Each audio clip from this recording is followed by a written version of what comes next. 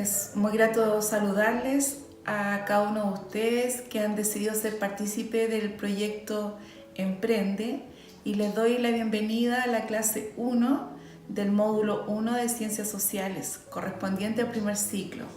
Mi nombre es Anaí García Valenzuela Cartes, soy profesora de Historia y tengo toda la disposición para colaborarles en lograr sus objetivos, que es la promoción escolar. En la diapositiva voy a dejar mi número de contacto para que eventualmente después de clases ustedes puedan hacer todas sus consultas con toda confianza. Recuerden que toda pregunta es interesante en el contexto de estudio. El módulo 1 se denomina construcción de una identidad mestiza. Quiere decir cuáles son los elementos que han contribuido a ser chileno o chilena, a ser mestizo o mestiza o a ser indígena en este territorio a nivel de América Latina o de lo que conocemos como Chile. Hay conceptos claves que hay que considerar, están en la diapositiva junta, que son importantes desglosarlos, buscar su significado e internalizarlos. Los recursos en internet disponibles son las páginas que he mencionado en la diapositiva, como www.precolombino.cl, también la página serindígena.gov, la página www.conadi.gov.cl y la página www.memoriachilena.cl. Primero que todo, quisiera dejar unos minutos para que nos preguntemos qué es la historia. Es definida como una ciencia social que nos invita a estudiar el pasado a objeto de poder comprender el presente, dado que todos los hechos que han acontecido en el pasado de una u otra forma han contribuido a la actualidad en distintas manifestaciones culturales, políticas, sociales, económicas y otras, y nos permite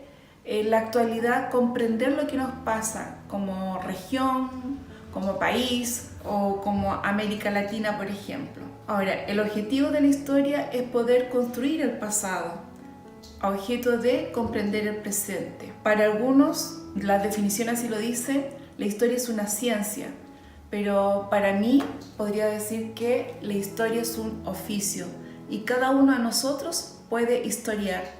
Por ejemplo, constituyendo la historia familiar o la historia de la comuna en la que vivo o de la localidad en la que vivo. Entonces, sintetizando, conocer el pasado, abordarlo, nos permite entender la actualidad. Ahora, para abordar nuestro módulo, hay algunos trucos que quisiera compartir con ustedes que son importantes, como por ejemplo, desarrollar la habilidad del análisis y de la reflexión. La información que vamos leyendo de nada nos sirve si no utilizamos estos trucos de análisis, de reflexión, de aplicación y de localizar la información.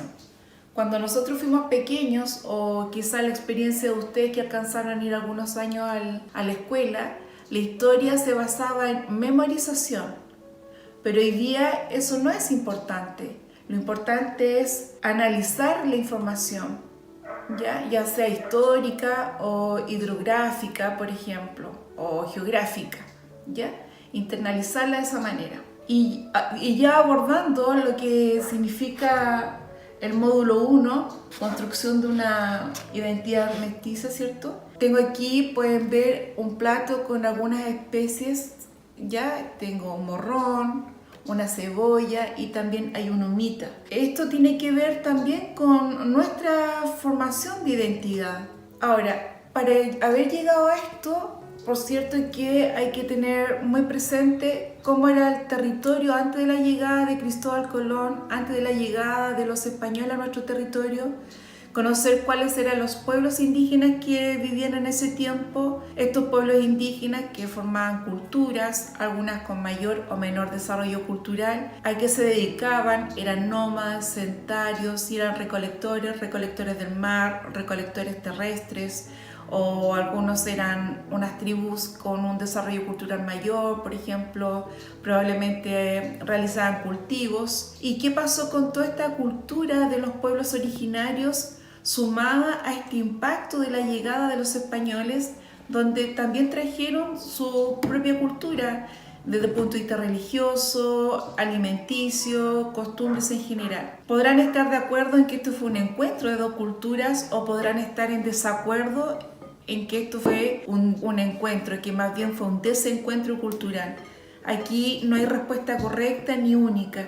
Cada uno de nosotros puede adoptar una postura y con los fundamentos debidos. Sin embargo, hay que decir que hoy día, por ejemplo, en nuestra región, conviven muchos elementos culturales propios de los pueblos originarios, como el mapuche fundamentalmente, donde tenemos como costumbre incorporar a nuestros alimentos el merquén, por ejemplo, e incorporar con el trigo, por ejemplo, que trajeron los españoles, las gallinas, por ejemplo, y todo ello va sumando al mestizaje o a un sincretismo cultural. Entonces, mirando algunos aspectos quizá negativos de la llegada de los españoles, un investigador norteamericano de apellido Tobias señaló que el 95% de la población en América, después de la llegada de los españoles, murió en los primeros 130 años posteriormente a la llegada de los españoles. ¿A qué se debió probablemente esta situación?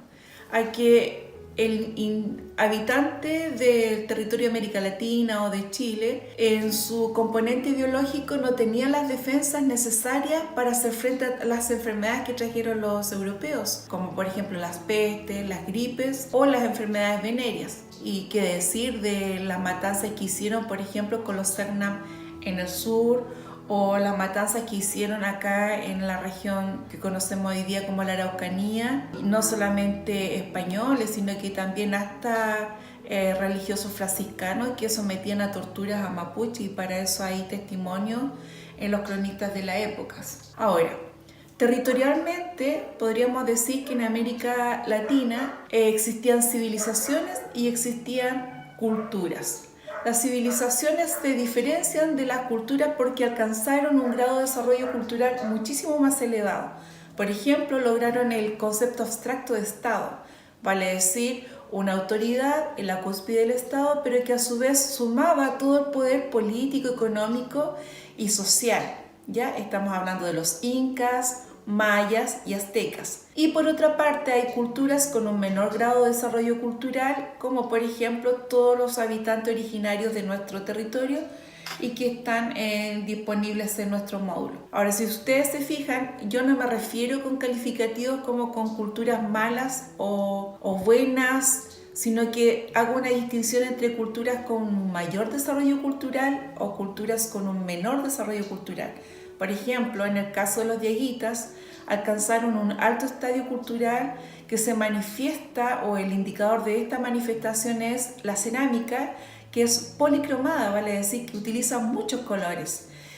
En contraste, por ejemplo, con la cultura diaguita, que es más bien monocolor.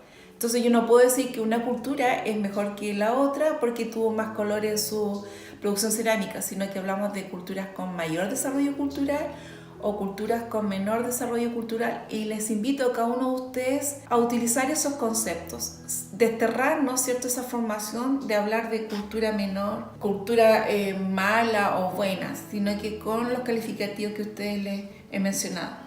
Ahora, en nuestro territorio existían bandas, tribus y señoríos, y con sus respectivas características que pueden ir viendo en la presentación. Y también les invito, con ayuda del texto, que ustedes puedan realizar la actividad que aparece en la página 29, donde dice manos a la obra. Aparece un mapa de nuestro territorio actual con la localización de los pueblos indígenas o los pueblos originarios en este territorio, y les sugiero que ese mapa ustedes lo pueden hacer en una hoja más grande en la medida de lo posible, a objeto de que puedan localizar todos los pueblos. Les invito a que hagan este ejercicio práctico porque ello les va a permitir internalizar con mayor facilidad la ubicación de los pueblos y de hecho van a ir aprendiendo la ubicación y los nombres de ellos.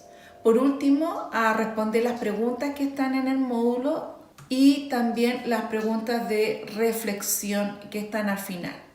Muchísimas gracias por su atención y espero que ustedes puedan manifestar sus preguntas o inquietudes a través del número de contacto que quedó en la primera diapositiva. Un abrazo grande a cada uno de ustedes y los espero en la clase correspondiente. Estoy para servirles. Muchas gracias.